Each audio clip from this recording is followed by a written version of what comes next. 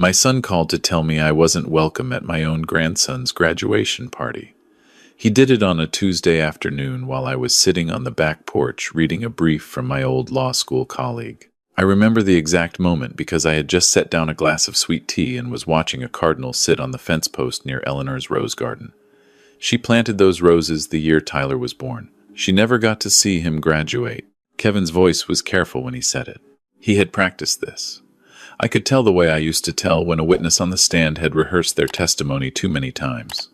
The words were too smooth. There were no natural pauses. No verbal stumbles. He said Sandra's parents were flying in from Portland and the venue had strict capacity limits and they wanted the evening to feel intimate. Intimate. That was the word he used. Intimate.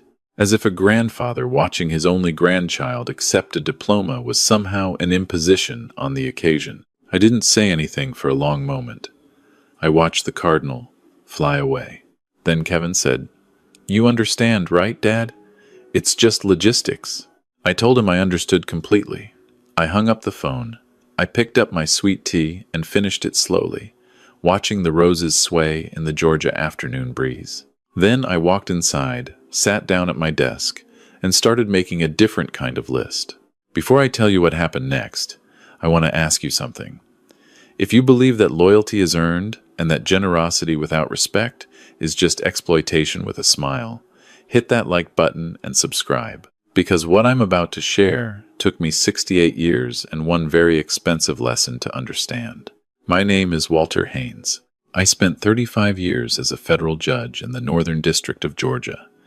I presided over everything from corporate fraud to civil rights cases.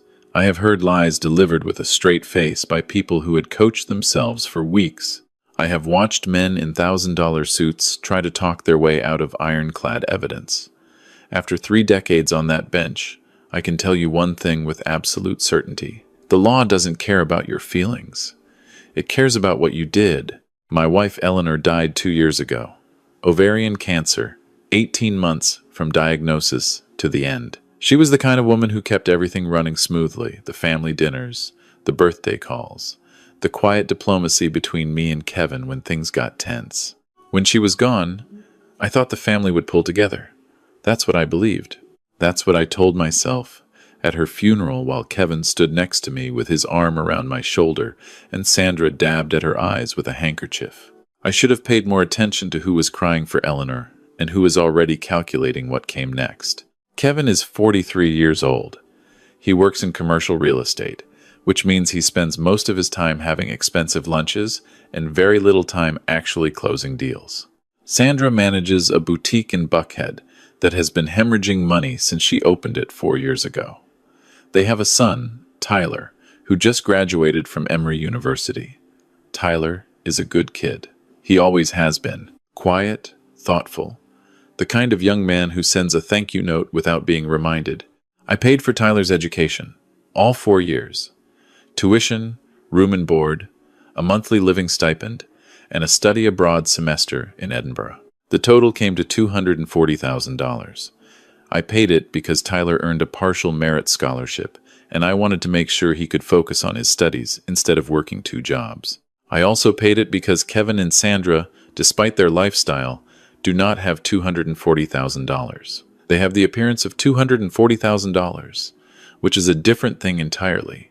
They live in a house on Lanier Drive in Dunwoody. It's a 4-bedroom colonial with a screened porch and a fenced backyard where Tyler used to throw a baseball around as a kid. I bought that house in 2009 as an investment property. Kevin and Sandra moved in 3 years ago when their condo situation became, as Kevin called it, complicated. I told them they could stay for a year while they sorted things out. That was 3 years ago. They have never paid $1 of rent. They have never paid $1 of utilities. I carry the property taxes and the homeowner's insurance and the HOA fees because the deed is in my name and, apparently, because I never said the words out loud that needed to be said. I also gave Kevin a supplementary card on my American Express account 4 years ago when he told me he had a cash flow gap between commissions. The gap, as it turned out, was structural rather than temporary. In the past 12 months, that card had charges totaling roughly $89,000. Golf memberships, a wine club subscription, 3 separate weekend trips to Hilton Head, a custom suit from a tailor on Peachtree Street that cost $4,300.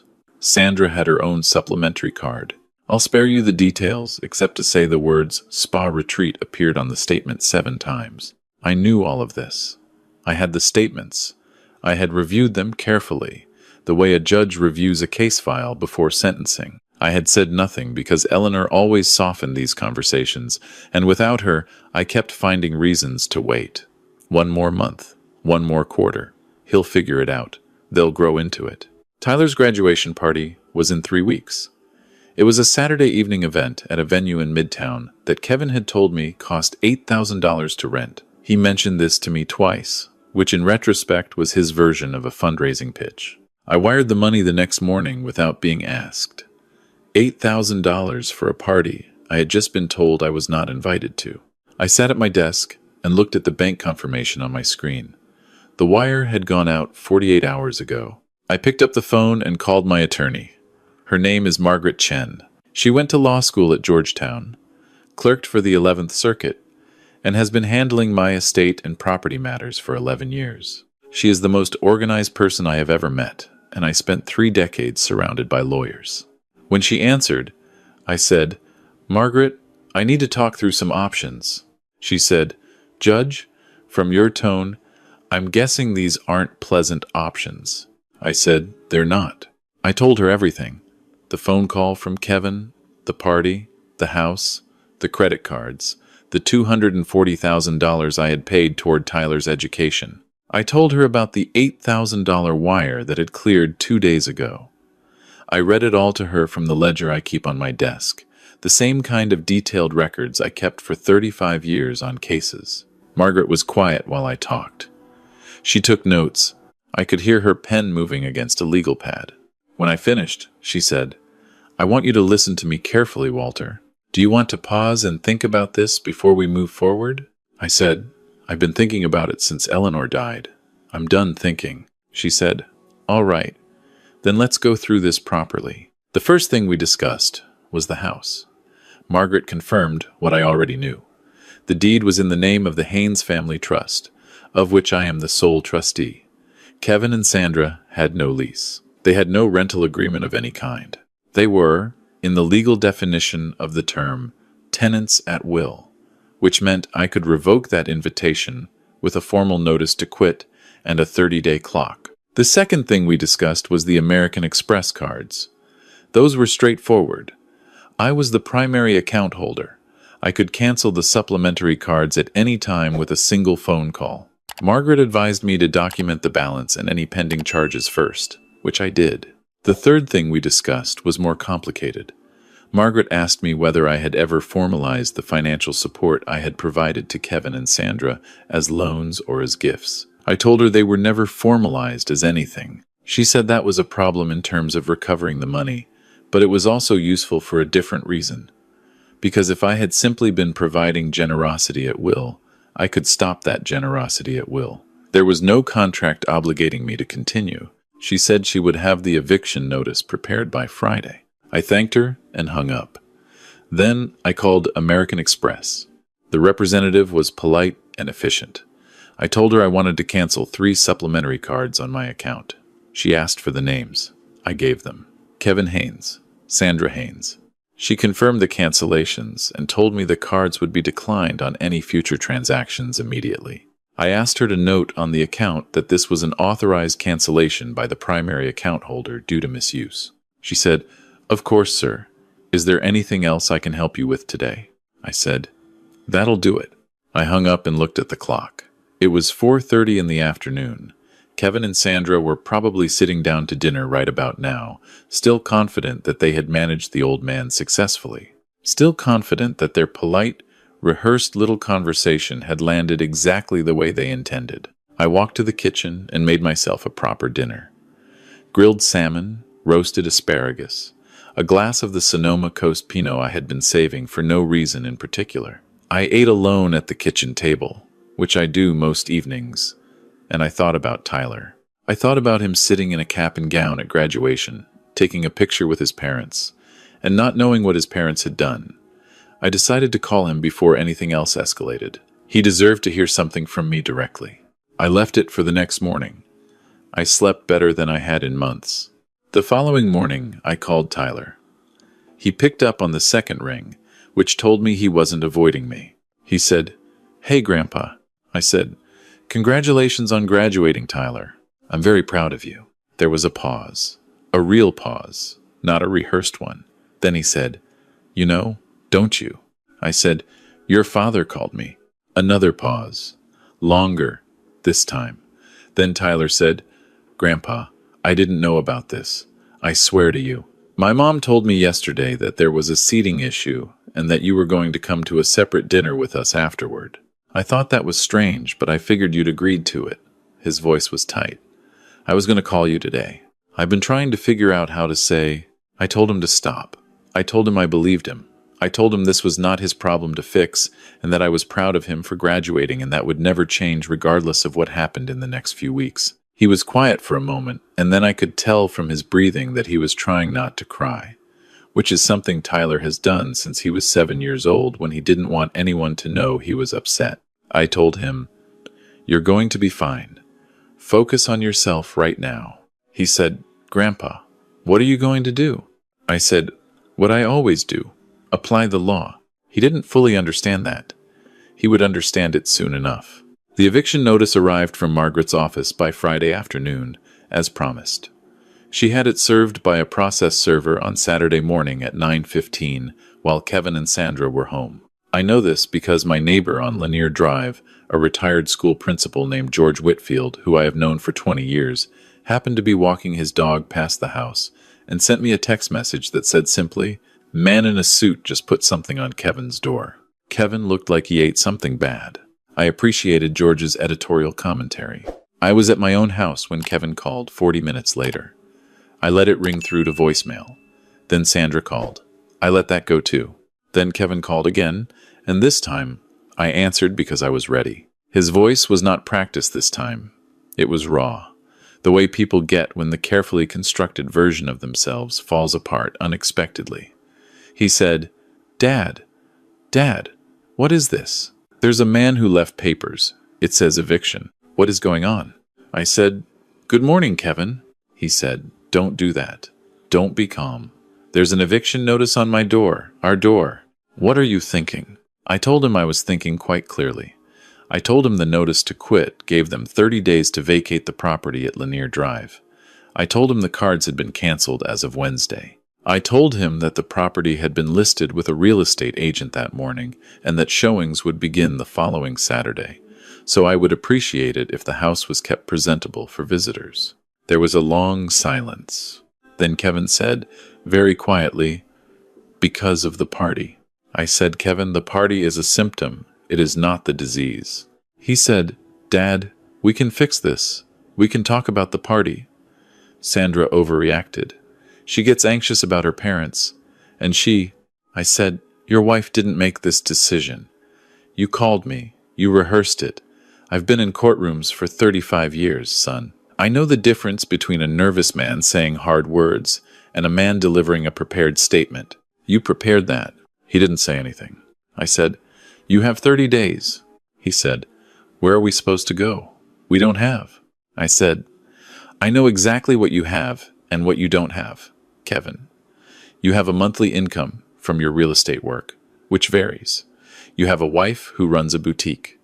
You have options. They're just not comfortable options.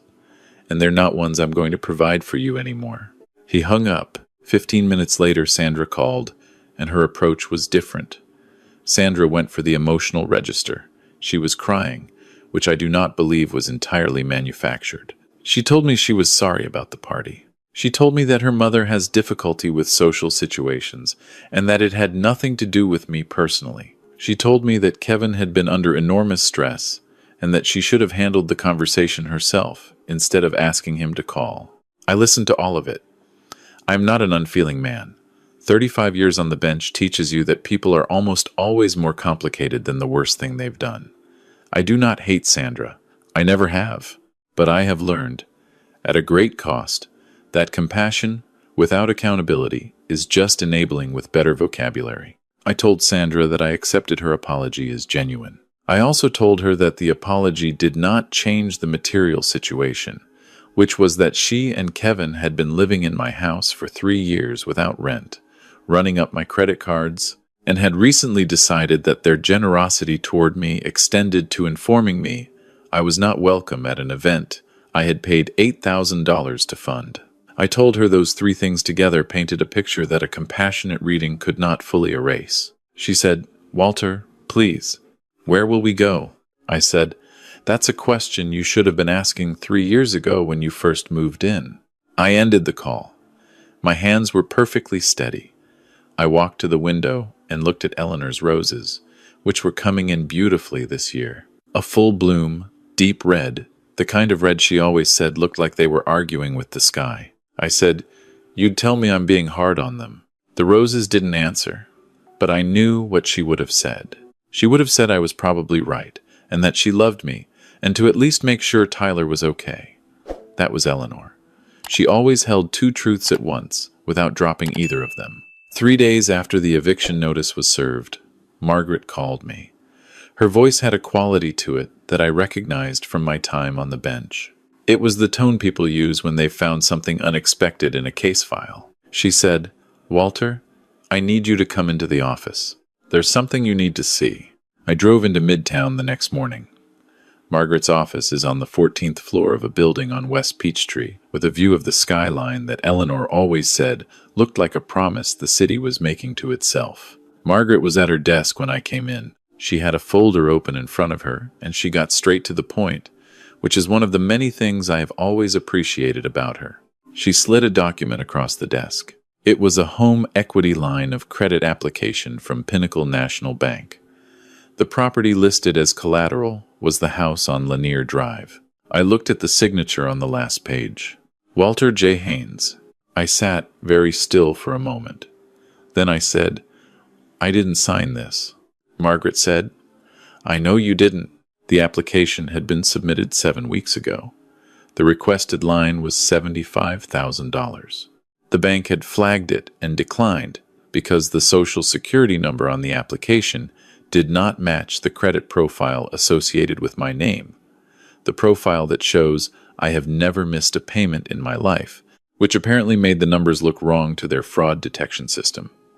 The bank sent a letter to the address on file, which was the house on Lanier Drive, not my house.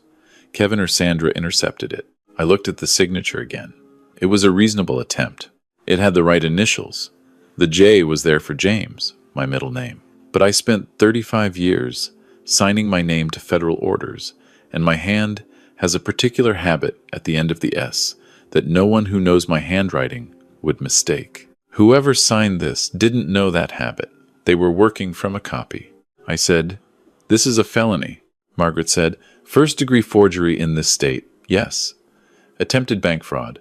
We have the declined application with the forged signature, the bank's internal fraud flag, and the certified letter that was mailed to Lanier Drive."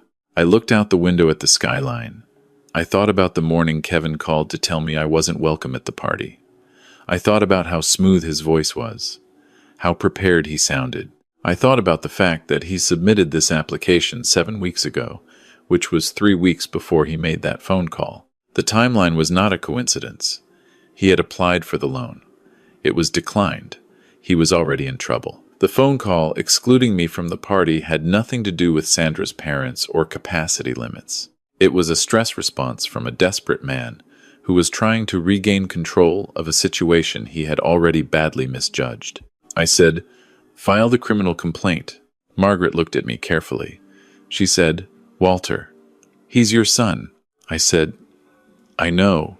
She said, "Once we file, this goes to the DA's office. They'll make their own decisions about charges. Kevin could be looking at a felony conviction." I said, "I know what a felony conviction means, Margaret. I spent more than 3 decades deciding what to do with them." She said, "I have to ask you one more time. Are you certain?" I looked at the signature. My name in someone else's hand, on a document designed to steal from me in the middle of a night while I was sleeping in my house alone 2 years after I buried my wife, while I paid their rent and their groceries and their golf club fees without complaint. I said, "File it." The next 2 weeks were what I would call a controlled demolition. The house was shown to 4 prospective buyers. An offer came in on the 12th day.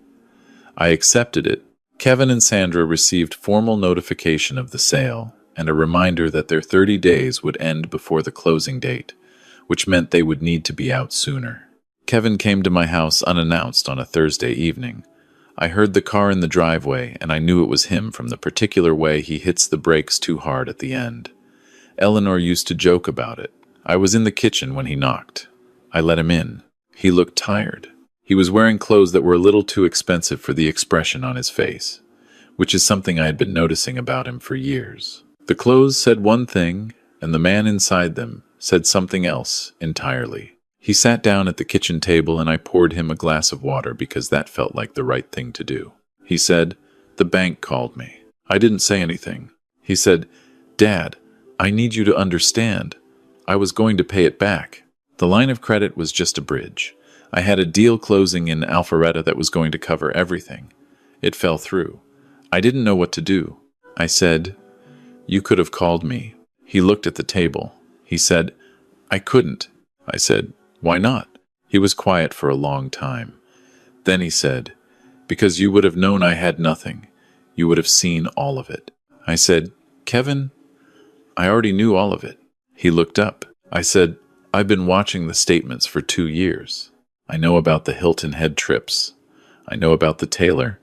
I know that Sandra's boutique has been losing money since the second quarter. I am not a foolish man. I was a foolish father, which is a different thing," he said quietly. "Then why did you keep paying?" I said, "Because your mother would have wanted me to give you the chance to come to me yourself." I looked at him. "She's been gone 2 years, Kevin. You haven't taken it." He put his face in his hands. He sat like that for a while, and I let him because that kind of grief, even when it's a man sitting at his father's kitchen table at 43, deserves a moment to be what it is. When he looked up, his eyes were red. He said, "What happens now?" I said, "That depends on what you do next." He said, "The criminal complaint," I said, "is filed. I can't undo that without the DA's cooperation, and I'm not inclined to call in a favor to make a forgery disappear. But I can write a letter to the prosecutor's office that speaks to your character and your circumstances and asks them to consider the full picture."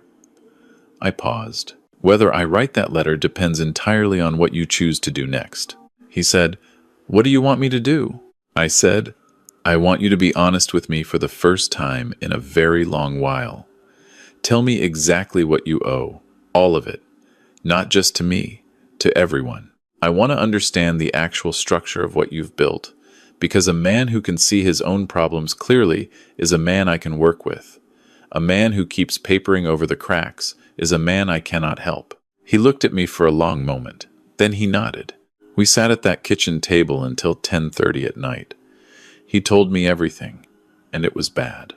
It was not catastrophic the way it could have been, but it was the kind of bad that comes from years of small decisions that each seemed survivable on their own but had compounded into something genuinely serious. There were other debts. There were missed payments. The boutique situation was worse than I had understood, but Kevin was honest. He looked at the table more than he looked at me, but he was honest. And that was something. That was the beginning of something. At least, I did not hand him a check. I want to be clear about that. I told him the house sale was proceeding and that the equity from the sale, after carrying costs and fees, belonged to the trust. I told him I would make a call to a financial counselor I trusted and that I would cover one session, not to give him money but to give him a map. I told him that the party, the exclusion, the phone call, I needed him to understand that those things had hurt me in a way that the money never could. That being discarded by his family after 2 years of grief was a wound that would take time. He said, "I'm sorry, Dad. I know that's not enough." I said, "It's a start." He left that night not fixed, not absolved, but facing in the right direction for the first time in a long while. Sometimes that's the most you can do for a person. Tyler came to see me the following Saturday. He drove himself, didn't tell his parents, and showed up at my door with a bag of groceries because, as he explained with that quiet seriousness of his, He had looked up my favorite recipe online and he wanted to cook dinner. It turned out to be Eleanor's recipe for shrimp and grits that she had published in a church cookbook 20 years ago and that had apparently made it onto a food blog at some point. He cooked. He was not entirely graceful in the kitchen, but he was earnest, and he didn't quit when the roux gave him trouble. I sat on a stool and talked him through it the way Eleanor would have talked me through it, and by 7 o'clock we were sitting at the same kitchen table where I had sat with his father and eating something that was genuinely very good. Tyler said, "I want to pay you back." I said, "Tyler." He said, "Not all at once. I know I can't do that. I have a job starting in August. I'm going to set up a payment plan, and I want you to know the amount and hold me to it." He looked at me steadily. He had Eleanor's eyes. "You paid for my education. That was your choice, and it was a generous choice. But I don't want to live the way my parents lived. I don't want someone else's generosity to become something I just expect." I looked at him for a long moment. I thought about the cardinal on the fence post. I thought about Eleanor's roses. I said, "You know what the difference between a gift and a loan is?" He said, "What?" I said, "Paperwork and expectation. Your grandmother and I paid for your education because we believed in you, not because we expected repayment. But I'll tell you this, the fact that you came here and said what you just said is worth more to me than $240,000. That's the return I was hoping for." He was quiet for a moment. Then he said, "Grandpa, are you and my dad going to be okay?" I said, "That depends on your father, but I think he wants to be. And sometimes wanting to is the hardest part of actually getting there." Tyler nodded. He said, "I told him he was wrong. About the party. About all of it. I told him the week it happened." I said, "I know you did." He looked surprised. I said, "You're your grandmother's grandson. Of course you did the right thing." We finished dinner. We watched a baseball game afterward. The Braves against somebody. Neither of us paying full attention. Just sitting in the same room in the way families sometimes do when they're quietly repairing something without naming what they're repairing. He left at 10, and I walked him to his car, and he hugged me the way young men hug when they're trying to say something words won't fully hold. The house on Lanier Drive closed 6 weeks later. The new owners were a young couple with a toddler and another one on the way. They liked the yard. I liked the idea of that yard being used the way a yard is supposed to be used. Kevin and Sandra had moved into a 2-bedroom apartment in Chambly. It was a significant downsize. Kevin had started working with a financial counselor. I did not pay for the counselor after the first session. I gave him the referral and the first meeting, which was what I had promised. The DA's office reviewed the criminal complaint. Margaret worked with them carefully. The forged signature application, combined with Kevin's cooperation and his acknowledgement of the act in a voluntary statement he gave at her office, resulted in a deferred prosecution agreement.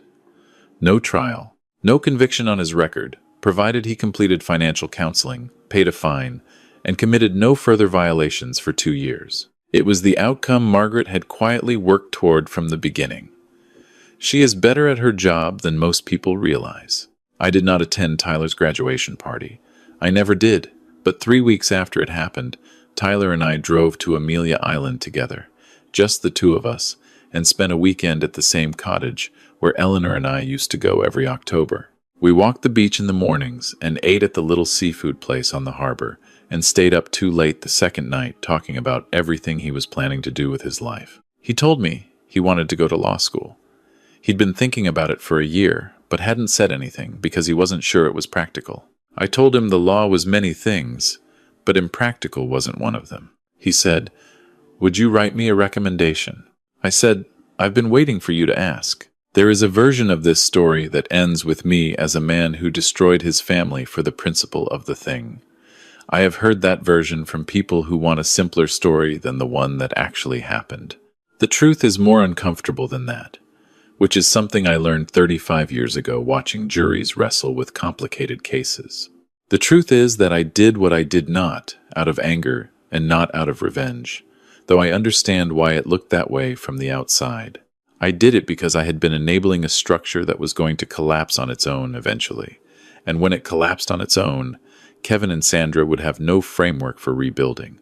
They needed to meet the ground. They needed to feel it. They needed to understand that no one was going to soften the landing forever. A judge who lets bad decisions go without consequence is not being kind. He is being derelict. I am not Eleanor. I cannot hold two truths at once with the same grace she could. But I am learning. I call Kevin on Sunday mornings now. The calls are short and a little careful, the way conversations are when trust is still under reconstruction. We don't talk about the forgery. We don't talk about the party. We talk about Tyler, mostly, and about the Braves, and sometimes about things Kevin is working on that are smaller and more honest than the deals he used to describe when he was trying to impress me. Last Sunday, he told me that the apartment they're in has a community garden plot out back, and that Sandra has been growing tomatoes. He said it the way you say something small that has become unexpectedly important. I told him Eleanor would have loved that. He was quiet for a moment.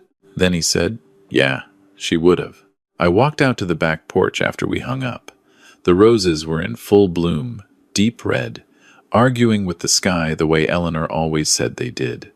I stood there and watched them for a while, in the morning light. The cardinal was back on the fence post. Or maybe a different cardinal. I couldn't be sure.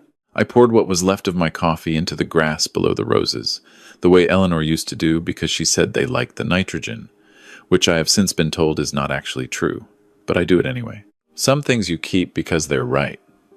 Some things you keep because they were hers. And some things you let go of because holding on to them any longer would have crushed both of you under the weight of what they were never designed to carry. I know the difference now. It took me 68 years and one very clear Tuesday afternoon to understand it.